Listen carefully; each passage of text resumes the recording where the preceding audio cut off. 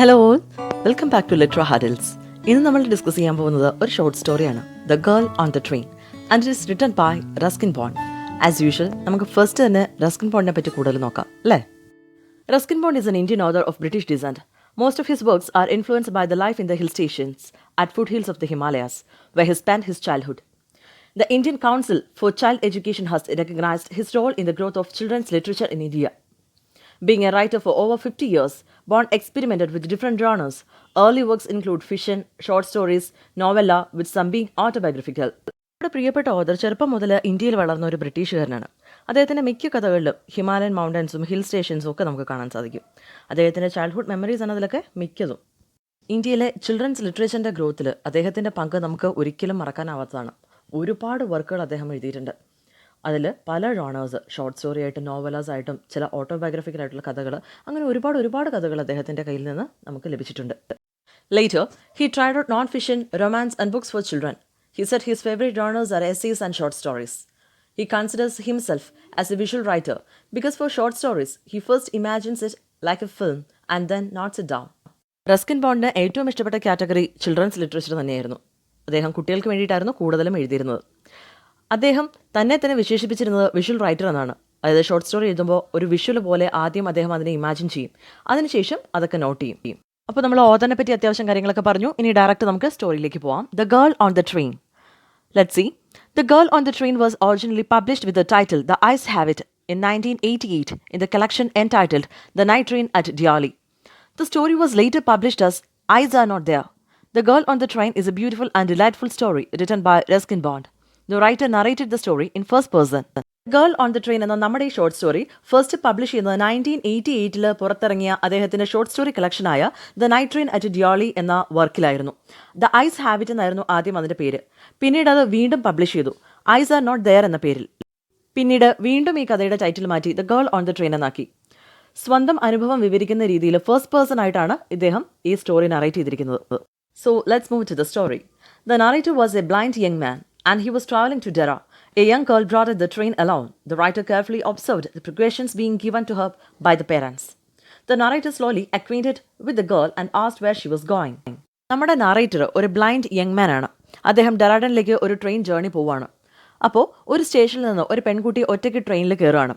ഒറ്റയ്ക്ക് കയറുകയാണ് എന്ന് അദ്ദേഹത്തിന് തോന്നാൻ കാരണം അവളുടെ പാരൻസ് ആണെന്ന് തോന്നുന്നു. കുറച്ച് പേര് അവിടെ നിന്ന് ഒരുപാട് നിർദ്ദേശങ്ങൾ അവർക്ക് കൊടുക്കുന്ന അയാൾ ശ്രദ്ധിച്ചു. കുറെ കഴിഞ്ഞപ്പോൾ അയാൾ പതുക്കെ ആ കുട്ടിയുമായിട്ട് ചെറുതായിട്ടൊന്ന് പരിചയപ്പെടുകയാണ്, എങ്ങോട്ടാണ് പോകുന്നതെന്നൊക്കെ ചോദിച്ചിട്ട്. She told him that she would get on at Sharanpur, which was hardly 2 hours journey. The writer took all his precaution and hid the fact that he was blind. He complimented the girl, saying that she had an interesting face. She felt delighted for such a remark, as all others said that she had a pretty face. ആ പെൺകുട്ടിക്ക് ഇറങ്ങേണ്ട station ശരൺപൂരാണ്. ഏകദേശം 2 മണിക്കൂർ ജേണിയുണ്ട്. താൻ blind ആണെന്നുള്ള സത്യം അവളെ അറിയിക്കാതിരിക്കാൻ maximum precaution നമ്മുടെ നറേറ്റർ എടുത്തിരുന്നു. അതിനിടയിൽ അദ്ദേഹം ചെറിയൊരു ട്രിക്ക് പ്ലേ ചെയ്തു. നിങ്ങളുടെ മുഖം കാണാൻ വളരെ ഭംഗിയുണ്ടെന്ന് പറഞ്ഞു. ആ കുട്ടിക്ക് അത് കേട്ടപ്പോൾ വലിയ സന്തോഷമായി. അവൾ പറഞ്ഞു, എന്നോട് ഒരുപാട് പേര് പറഞ്ഞിട്ടുണ്ട് എന്നെ കാണാൻ നല്ല ഭംഗിയാണെന്ന് അവൾ തിരിച്ചും പറഞ്ഞു. The writer was attracted towards her sweet voice and scented smell of her hair.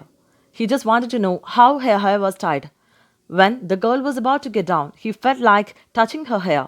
But his modesty prevented him from doing so. നല്ല രസമായിരുന്നു അവളോട് സംസാരിച്ചിരിക്കാൻ. അവളുടെ സ്വീറ്റ് വോയിസും അവളുടെ മുടിയിൽ നിന്ന് വരുന്ന ഒരു സ്വീറ്റ് സെൻറ്റഡ് സ്മെല്ലും ഒക്കെ അയാൾക്ക് ഭയങ്കരമായിട്ടൊരു അട്രാക്ഷൻ തോന്നി. അവൾ മുടി എങ്ങനെയായിരിക്കുമോ കെട്ടിവെച്ചിട്ടുണ്ടാവുക എന്ന് അയാൾക്ക് ഭയങ്കരമായിട്ടൊരു ക്യൂരിയോസിറ്റി തോന്നി. ഇനി ബണ്ണായിട്ട് പുറകിൽ കെട്ടിവെച്ചേക്കായിരിക്കുമോ, അതോ മെടഞ്ഞിട്ടേക്കായിരിക്കോ, അതോ ഷോർട്ടായിട്ട് മുറിച്ചിട്ടേക്കായിരിക്കോ, എങ്ങനെയായിരിക്കും കെട്ടിവെച്ചിട്ടുണ്ടാവുക എന്ന് അയാൾക്ക് അറിയാനായിട്ട് ഭയങ്കരമായിട്ടൊരു കൊതി തോന്നി. അവൾ ഇറങ്ങാറായപ്പോഴത്തേക്ക് ഒന്ന് തൊട്ട് നോക്കിയാലോ എന്ന് വരെ അയാൾക്ക് തോന്നി. പക്ഷേ വേണ്ട, അതൊന്നും ചെയ്യാൻ പാടില്ല, മോശമാണെന്ന് വിചാരിച്ച് മിണ്ടാതിരുന്നു. After she got down, another passenger entered the compartment. The narrator asked the new person whether the girl's hair was long or short. The new passenger answered that he noticed only her eyes and not her hair. അങ്ങനെ 2 മണിക്കൂർ വളരെ വേഗം കടന്നുപോയി. അവൾക്ക് ഇറങ്ങേണ്ട സ്റ്റേഷനായ ശരൺപൂർ എത്തി. അവിടെ അവളുടെ ആൻറ്റി അവൾക്ക് വേണ്ടിയിട്ട് വെയിറ്റ് ചെയ്യുന്നുണ്ടായിരുന്നു. പുതിയൊരു പാസഞ്ചർ ആ കമ്പാർട്ട്മെൻറ്റിൽ കയറി. നറേറ്റർ അയാളോട് ചോദിച്ചു, ആ പെൺകുട്ടിയുടെ മുടി എങ്ങനെയാണ് കെട്ടിവെച്ചതെന്ന് കണ്ടിരുന്നോ? ഞാൻ ശ്രദ്ധിച്ചില്ല, അത് മെടഞ്ഞിട്ടേക്കായിരുന്നോ ബണ്ണ് പോലെ കെട്ടിവെച്ചിരിക്കായിരുന്നു എന്ന്. അയാൾ പറഞ്ഞു, ഞാൻ അവളുടെ മുടി ശ്രദ്ധിച്ചില്ല, കണ്ണുകളാണ് ശ്രദ്ധിച്ചതെന്ന്. He further said that she had a pair of beautiful eyes, but they were of no use, and asked him why he had not noticed it. This meant that the girl also was blind. With a deeply touching twist, the story comes to an end. ആ passenger പറഞ്ഞു, ഞാൻ ശ്രദ്ധിച്ച അവളുടെ തലമുടിയല്ല, അവളുടെ കണ്ണുകളാണ്. എത്ര beautiful ആയിട്ടുള്ള കണ്ണുകളാണ് ആ കുട്ടിക്കുള്ളത്. പക്ഷേ അതുകൊണ്ട് ആ കുട്ടിക്ക് യാതൊരു പ്രയോജനവും ഇല്ലാണ്ടായി പോയല്ലോ. നിങ്ങളത് ശ്രദ്ധിച്ചില്ലേ എന്നൊരു ചോദ്യവും ചോദിച്ചു. അതായത് ആ പെൺകുട്ടിയും ബ്ലൈൻഡ് ആയിരുന്നു എന്ന്. ഈ പുതിയ പാസഞ്ചറേയും താൻ ബ്ലൈൻഡ് ആണെന്നുള്ള സത്യം മറച്ചു വെച്ച് പറ്റിക്കാമെന്നാണ് വിചാരിച്ചിരുന്നത്. പക്ഷേ ഈ ഒരു ഡയലോഗ് കേട്ടതോടുകൂടി നമ്മുടെ നറേറ്റർ ആകെ ഷോക്ക്ഡായിപ്പോയി. അങ്ങനെ ഒരു സെൻറ്റിമെൻ്റൽ ട്വിസ്റ്റോട് കൂടി നമ്മുടെ ഈ സ്റ്റോറി ഇവിടെ അവസാനിക്കുകയാണ്. ഈ സ്റ്റോറിക്കുള്ളിൽ നമ്മൾ ഡിസ്കസ് ചെയ്യാതെ വിട്ടുപോയ കുറച്ച് കാര്യങ്ങളൂടെ നമുക്ക് പറയാനുണ്ട്. അതും കൂടെ ഒന്ന് നോക്കാം. The girl on the train. Instructions given by the parents to the girl. ആ കുട്ടി ആദ്യം ട്രെയിനിലേക്ക് വന്ന് കയറിയപ്പോൾ അവളുടെ പാരൻസ് കുറേ ഉപദേശങ്ങൾ അവൾക്ക് കൊടുക്കുന്നുണ്ടായിരുന്നു. അതെന്തൊക്കെയാണെന്ന് നോക്കാം. Instructions on where to keep things, when not to lean out the windows, how to avoid speaking to strangers. Of course ആ കുട്ടി ബ്ലൈൻഡ് ആയതുകൊണ്ട് തന്നെയായിരിക്കാം പാരൻസ് ഇങ്ങനെയുള്ള കുറേ ഉപദേശങ്ങളൊക്കെ കുട്ടിക്ക് കൊടുക്കുന്നത്. സാധനങ്ങളൊക്കെ എവിടേക്കാണ് വെക്കേണ്ടത്, വിൻഡോയുടെ പുറത്തേക്ക് തലയൊന്നും ഇടരുത്, അതുപോലെ തന്നെ സ്ട്രേഞ്ചേഴ്സിനോടൊന്നും സംസാരിക്കരുത്, ഇങ്ങനെയുള്ള കുറേയേറെ ഉപദേശങ്ങൾ. ഇനി മറ്റൊരു കാര്യം, then I made A mistake എന്ന് നമ്മുടെ ഓദർ പറയുന്നുണ്ട്. ഞാനൊരു തെറ്റ് ചെയ്തു, അബദ്ധമായിപ്പോയി എന്നൊരു ഭാഗം. അതെന്താണ് ആ തെറ്റെന്ന് നോക്കാം.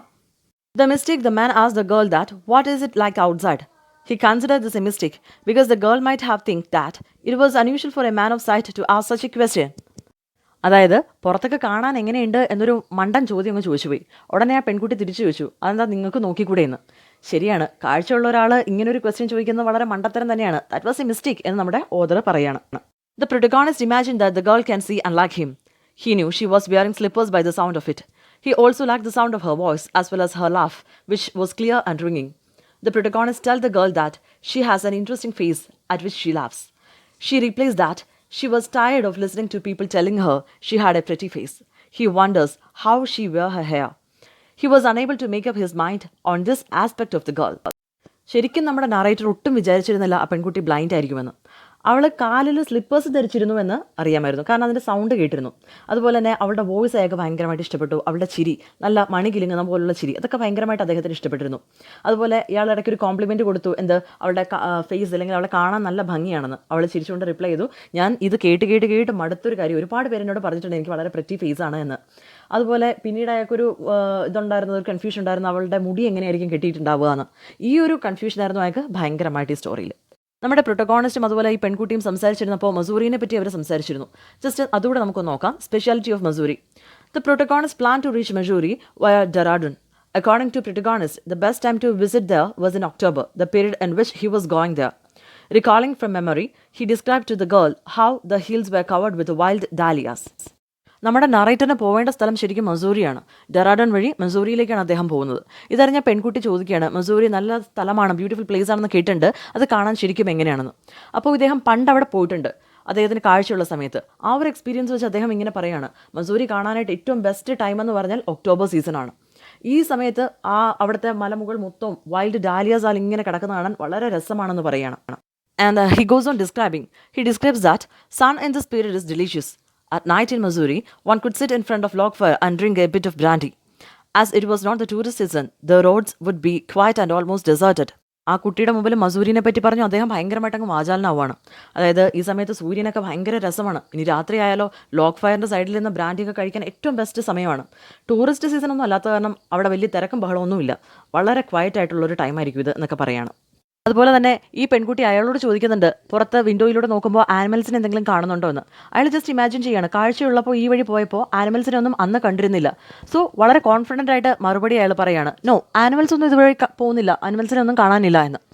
അവൾക്ക് കാഴ്ചയില്ല എന്നുള്ളൊരു സത്യം ഇയാൾക്ക് അറിയില്ലല്ലോ. അത് ശരിക്കും അവൾക്ക് കാഴ്ചയില്ല എന്നൊരു സത്യം അറിഞ്ഞത് ഭയങ്കരമായിട്ട് ഷോക്കിംഗ് ആയിപ്പോയി നമ്മുടെ നറേറ്റർക്ക്. അങ്ങനെ നമ്മുടെ സ്റ്റോറി അവസാനിക്കുകയാണ്. The story is an excellent example of situational irony. അപ്പോൾ എന്താണ് സിറ്റുവേഷണൽ ഐറണി എന്ന് നോക്കാം. It's a literary device that occurs when incongruity appears between expectation of something about to happen and what really happens. എന്ന് വെച്ചാൽ നമ്മൾ പ്രതീക്ഷിക്കുന്നുണ്ടാവും ഏതെങ്കിലും ഒരു കാര്യം നടക്കുമെന്ന്, പക്ഷേ നേരെ ഓപ്പോസിറ്റ് ആയിട്ട് അല്ലെങ്കിൽ വിപരീതമായിട്ട് എന്തെങ്കിലുമാണ് നടക്കുന്നതെങ്കിൽ അത്തരം സിറ്റുവേഷനാണ് സിറ്റുവേഷണൽ ഐറണി എന്ന് വിളിക്കുന്നത്. In the story the man and the girl are both blind but do not know this fact about each other. The irony that they were both blind leaves the reader contemplating what if things had been different. ഈ സ്റ്റോറിയിൽ നമ്മുടെ നറേറ്ററും ഗേളും blind ആണെന്നുള്ള കാര്യം ഇവർ രണ്ടുപേരും തിരിച്ചറിയുന്നില്ല, ഇനിയോട്ട് തിരിച്ചറിയാനും പോകുന്നില്ല. എങ്ങാനും അവരറിഞ്ഞിരുന്നുവെങ്കിൽ എന്നൊരു തോന്നൽ റീഡേഴ്സിൻ്റെ ഉള്ളിൽ നിലനിർത്തിക്കൊണ്ട് ഈ സ്റ്റോറി അവസാനിക്കുകയാണ്. That's all. Thank you so much for listening my class. Feedbacks എന്ത് തന്നെയാണെങ്കിലും നിങ്ങൾ കമൻറ്റ് ബോക്സിൽ രേഖപ്പെടുത്തുക. അതുപോലെ എന്തെങ്കിലും ഡൗട്ട്സ് ഉണ്ടെങ്കിലും കമൻറ്റ് ബോക്സിൽ ചോദിക്കുക. അടുത്ത ഏത് ലെസൻ്റെ വീഡിയോ വേണമെന്നും ജസ്റ്റ് മെൻഷൻ ചെയ്യുക. നിങ്ങളുടെ ഫ്രണ്ട്സിനും ഈ ചാനൽ സജസ്റ്റ് ചെയ്യുമെന്ന് പ്രതീക്ഷിക്കുന്നു. Thank you so much.